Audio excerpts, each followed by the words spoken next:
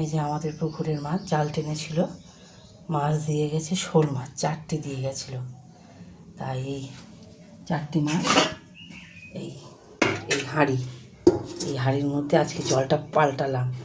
আজকে 4টেই কাটবো না, কাটবো হচ্ছে 2টো কাটবো। আর গতকালকে 2টো 2:30 দিকে খেতে বসেছি, দেখি একটা মাছ চিত হয়ে আসছে, মানে ও দেহ রাখবে। সঙ্গে সঙ্গে মাছটা কেটে নিলাম, খেয়ে উঠে। এই যে এই ফ্রিজে রেখে দিয়েছিলাম এই একটা।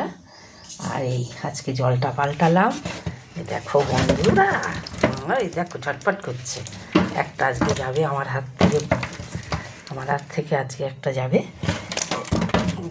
দেখছো, এই মাছ এই একটা কাটবো, আর 2টো রেখে দেবো। আর অন্য মাছ আছে, চিংড়ি পটল আছে, শুক্তো আছে।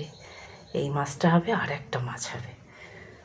আমি এই মাছ খাই না, আমি দেখাবো বলে তোমাকে এটাই কাটবো। ওরে বাপরে বাপরে, এই হচ্ছে মাছ। এই জলের মধ্যে ফেলে রাখবো 2টো, বুঝেছো? এই মাছগুলো এখন কাটবো। ভাত বসে গেছে, রুটি হয়ে গেছে, চা হয়ে গেছে, ছেলে অফিস যাবে। রাখছি।